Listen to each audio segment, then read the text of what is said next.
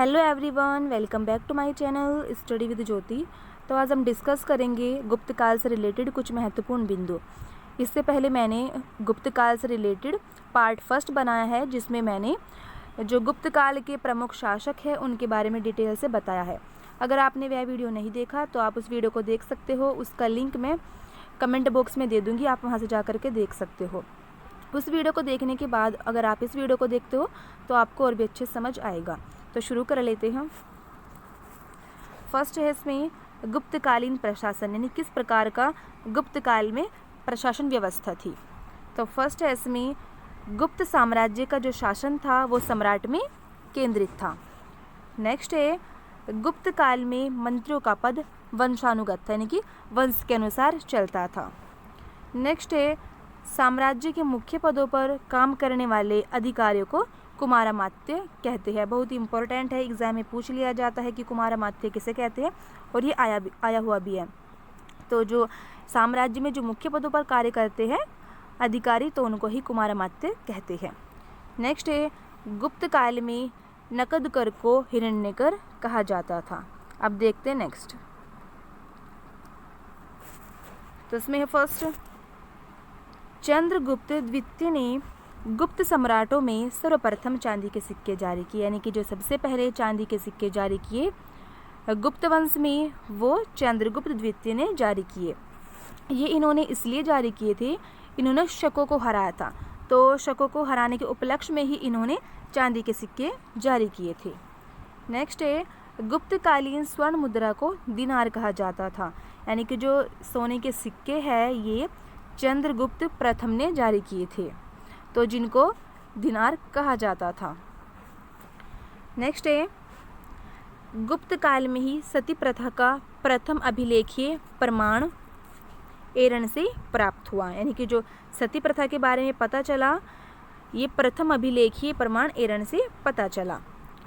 Next है गुप्त काल सुश्रुत नामक शल्य चिकित्सक हुए, इन्होंने सुश्रुत संहिता नामक ग्रंथ की रचना की, यानी कि जो गुप्त काल में थे शल्य चिकित्सक उनका नाम था सुश्रुत, और इन्होंने सुश्रुत संहिता नामक ग्रंथ की भी रचना की थी।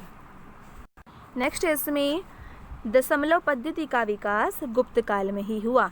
बहुत ही इंपॉर्टेंट है, अगर पूछा जाए कि दशमलव पद्धति का विकास कब हुआ तो वह गुप्त काल में ही हुआ।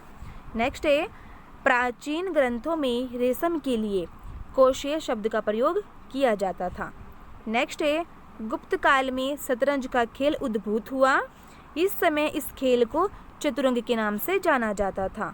मध्यकाल में विजयनगर साम्राज्य के अंतर्गत यह राजकीय खेल था, यानी कि जो शतरंज का खेल है इसका जो उद्भूत हुआ वो गुप्त काल में हुआ, और उस समय पर इस खेल को चतुरंग के नाम से जाना जाता था, और मध्यकाल में विजयनगर साम्राज्य के अंतर्गत यह राजकीय खेल था। फिर भारत से ये ईरान और फिर यूरोप पहुंचा। अब चलते नेक्स्ट। गुप्त काल में उज्जैन सर्वाधिक महत्वपूर्ण व्यापारिक केंद्र था। नेक्स्ट है संस्कृत गुप्त राजाओं की शासकीय भाषा थी। आई होप आपको यहाँ तक समझ आया होगा। अब देख लेते हैं गुप्तकालीन साहित्य। तो फर्स्ट इसमें इस युग में संस्कृत भाषा का अत्यधिक विकास हुआ। जो गुप्त काल है इसमें संस्कृत भाषा का अत्यधिक विकास हुआ। नेक्स्ट है हरिशेन गुप्त काल का प्रकांड विद्वान था, जिसकी एक अभिलेखीय रचना प्रयाग प्रशस्ति है, जो कि चंपू शैली में रचा गया है। देखते नेक्स्ट गुप्त काल की महत्वपूर्ण रचनाएं। तो इसमें ये इधर रचनाएं हैं और इधर इनके रचनाकार हैं। तो इसमें फर्स्ट है अभिज्ञान शकुंतलम, नेक्स्ट है मालविकाग्निमित्रम, और नेक्स्ट है विक्रमो वर्षोय। तो ये तीनों है, ये है नाटक। इन तीनों की रचना की है कालिदास ने। नेक्स्ट है रघुवंशम, और नेक्स्ट है कुमार संभव। तो ये दोनों है, ये है महाकाव्य, इसकी रचना भी की है कालिदास ने। नेक्स्ट है इसमें ऋतु संहार, और नेक्स्ट है इसमें मेघदूत। जो ये दोनों है ये है लघु काव्य, तो इन दोनों की रचना भी की है कालिदास ने। आप इसका स्क्रीनशॉट ले लीजिए, बहुत इंपॉर्टेंट है। नेक्स्ट है इसमें नाट्य शास्त्र।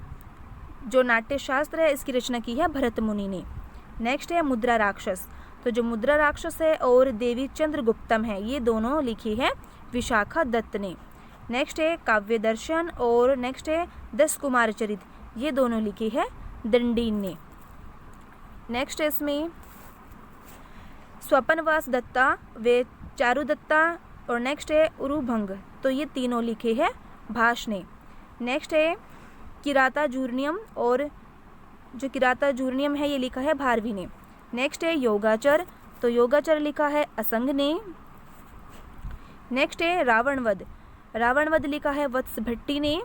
नेक्स्ट है अमरकोश, इंपॉर्टेंट भी है, अमरकोश लिखा है अमर सिंह ने। नेक्स्ट है चंद्र व्याकरण, तो चंद्र व्याकरण की रचना की है चंद्र गोमीन ने। अब देखते हैं नेक्स्ट विशुद्धि मग, तो विशुद्धि मग की रचना की है बुद्ध थोप ने। नेक्स्ट है व्रत संहिता और नेक्स्ट है पंच सिद्धांतिका, इन दोनों की रचना की है वराह मिहिर ने, इंपॉर्टेंट है ये भी। नेक्स्ट है ब्रह्म सिद्धांत और नेक्स्ट है आर्यभट्टयम, तो ये दोनों लिखे हैं आर्यभट्ट ने। नेक्स्ट है न्यायावतार, ये लिखा है सिद्धसेन ने। नेक्स्ट है पंचतंत्र, ये लिखा है विष्णु शर्मा ने। और नेक्स्ट है चरक संहिता और ये लिखा है चरक ने। नेक्स्ट है मृच्छकट्टिकम, तो ये लिखा है शूद्रक ने। और नेक्स्ट है कामसूत्र, ये लिखा है वात्स्यायन ने। ये बहुत ही इंपॉर्टेंट है, आप इसका स्क्रीनशॉट ले लीजिए। अब चलते हैं नेक्स्ट। नेक्स्ट है इसमें अभिज्ञान शकुंतलम प्रथम भारतीय रचना है जिसका अनुवाद यूरोपीय भाषाओं में हुआ। ऐसी दूसरी रचना श्रीमद् भगवद गीता है। नेक्स्ट है 2 महान गाथा काव्य रामायण और महाभारत ईसा की 4वीं शताब्दी तक पूर्ण हो चुके थे। नेक्स्ट है गुप्त काल में पाणिनि और पतंजलि के आधार पर संस्कृत व्याकरण का भी विकास हुआ। नेक्स्ट है गुप्त काल में नारद, कात्यायन, पराशर, बृहस्पति आदि स्मृतियों की रचना हुई।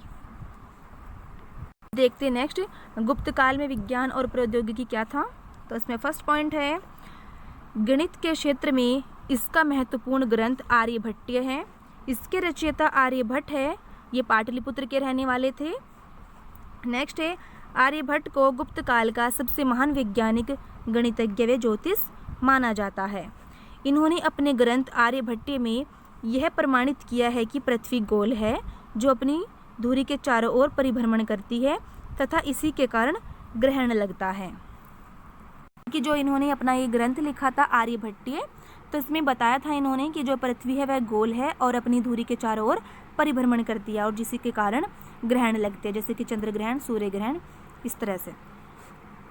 नेक्स्ट है इसमें वराह मिहिर ने ज्योतिष क्षेत्र में महत्वपूर्ण सिद्धांत प्रतिपादित किए। उन्होंने पंच सिद्धांतिका, वृहत संहिता, वृहत जातक व लघु जातक की रचना की। ये सभी रचनाएं हैं वराह मिहिर की।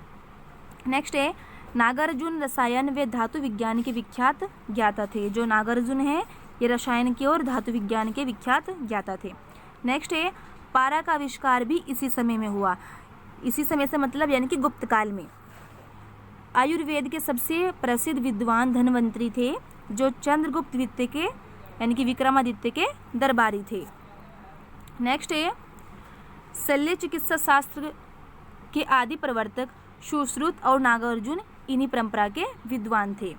नेक्स्ट है ईसा की 5वीं सदी के आरंभ में भारत में दार्शनिक पद्धति का ज्ञान था। इसी समय खगोल शास्त्र में रोमन सिद्धांत नामक पुस्तक की भी रचना हुई। और नेक्स्ट है इसमें लोहे की वस्तुओं में सबसे अच्छा उदाहरण वह लोह स्तंभ है जो दिल्ली के मेहरौली में स्थित है। इसका निर्माण 4वीं सदी में हुआ और तब से 1500 वर्षों के पश्चात भी जंग यानी कि रस्ट स्पर्श नहीं कर पाया। यानी कि जो लोहे का सबसे अच्छा उदाहरण है लोह स्तंभ जो दिल्ली के मेहरौली में स्थित है और जिसका निर्माण हुआ था वह 4वीं सदी में हुआ था और 4वीं सदी से अब तक यानी कि 1500 वर्षों के पश्चात भी उसमें अभी तक जंग नहीं लगा। एंड नेक्स्ट है इसमें सांस्कृतिक उपलब्धियों के कारण गुप्त काल को भारतीय इतिहास का स्वर्ण युग भी कहा जाता है। यानी कि जो गुप्त काल है उसको स्वर्ण युग भी कहा जाता है। आई होप आपको यहाँ तक समझ आया होगा और ये हमारा गुप्त काल यहीं पर कंप्लीट होता है। अगर आपको वीडियो अच्छी लगे तो वीडियो को लाइक, शेयर एंड सब्सक्राइब करना ना भूलें। Thanks for watching. मिलते हैं नेक्स्ट वीडियो में।